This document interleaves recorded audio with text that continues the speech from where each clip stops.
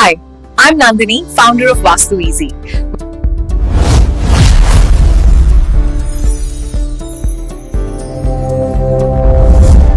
आज हम रिव्यू करने जा रहे हैं शोभा सिटी, जो लोकेटेड है सेक्टर 108 गुड़गांव में। इस वीडियो में हम इस प्रोजेक्ट का मास्टर प्लान, लेआउट, डायरेक्शन और एनर्जी बैलेंस को वास्तु के हिसाब से समझेंगे और वीडियो के एंड में हम आपको बताएंगे कि शोभा सिटी को ओवरऑल क्या वास्तु रेटिंग मिलती है।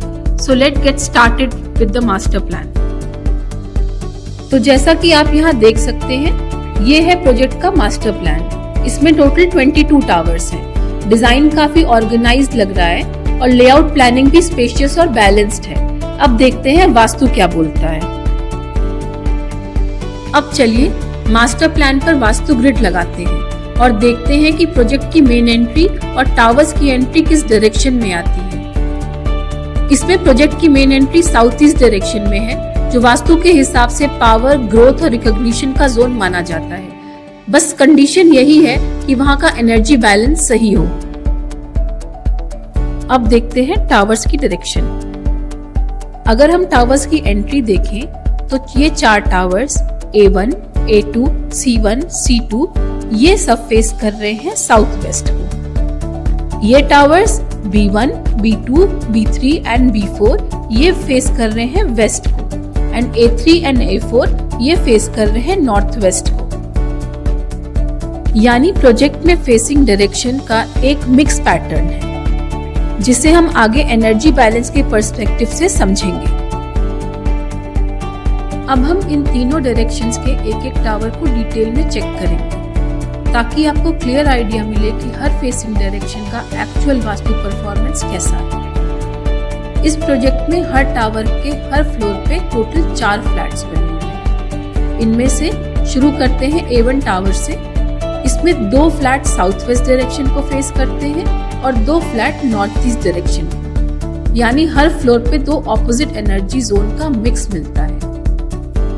अब हम ये समझेंगे कि इन फ्लैट्स में क्या वास्तु दोष हो सकते हैं, कौन सी प्रॉब्लम्स आ सकती हैं, कौन सी एनर्जीज इम्बैलेंस क्रिएट कर सकती हैं और सबसे इम्पोर्टेंट, इसके इफेक्टिव रेमेडीज क्या हो सकती हैं जो आप इजीली अप्लाई कर सकते हैं। तो चलिए एक एक डायरेक्शन का वास्तु ब्रेकडाउन करते हैं और आइडेंटिफाई करते हैं कि रेजिडेंट्स को किन चीजों पर ध्यान देना चाहिए।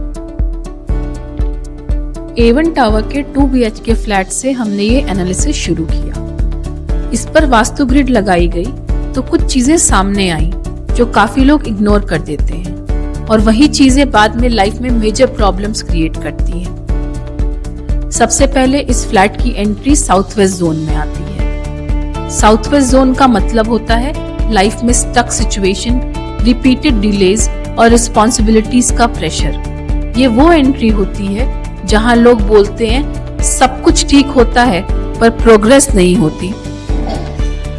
इसके बाद किचन भी इसी जोन में रखा गया है। साउथ वेस्ट में किचन का फायर अर्थ क्लैश घर में फाइनेंशियल इंस्टेबिलिटी, आर्ग्यूमेंट और इमोशनल हीट क्रिएट करता है। काफी फैमिलीज में यही रीजन होता है कि उनकी सेविंग रुक जाती है या कपल्स के बीच टेंशन बढ़ने लगती है। अब चलते हैं इस फ्लैट के सबसे मेन हिस्से पे, ईशान कोण पे। यहाँ नॉर्थ ईस्ट जोन में टॉयलेट दिया गया है। नॉर्थ ईस्ट वास्तु का सबसे प्योर, डिवाइन और इम्पोर्टेंट जोन होता है और जब टॉयलेट इस डायरेक्शन में होता है तो लाइफ में कंफ्यूजन, स्ट्रेस और टेंशन बढ़ती है और बच्चों में फोकस का इशू कॉमन हो जाता है। South west entry and north east toilet ये दोनों मिलकर फ्लैट में हेवी इम्बैलेंस क्रिएट करते हैं। लेकिन इस फ्लैट का एक पावरफुल पॉजिटिव भी है, नॉर्थ ईस्ट साइड का ओपन और ग्रीन बैल्कनी जोन। ये फ्लैट का लाइफ सेवर पॉइंट है। इस डायरेक्शन का ओपन और ग्रीन होना घर की प्योरिटी, क्लैरिटी और ग्रोथ एनर्जी को रिवाइव करता है और काफी दोषों को नेचुरली बैलेंस कर देता है। अगर ये बैल्कनी ब्लॉक्ड होती या बिल्डिंग यहाँ होती तो इसका ओवरऑल वास्तु स्कोर काफी नीचे आ जाता। लेकिन नॉर्थ ईस्ट ओपन होने की वजह से ये फ्लैट पोटेंशियली बैलेंस्ड हो सकता है और यहाँ सही रेमेडीज अप्लाई करने से फ्लैट की एनर्जी बहुत पॉजिटिव हो सकती है। आगे पार्ट 2 में मैं आपको रेमेडीज एक्सप्लेन करूंगी और मैं दूसरे टावर्स के फ्लैट्स का वास्तु भी डिटेल में बताने वाली। अगर आप अपने घर का वास्तु समझना चाहते हो तो सब्सक्राइब करो और कमेंट करके बताओ।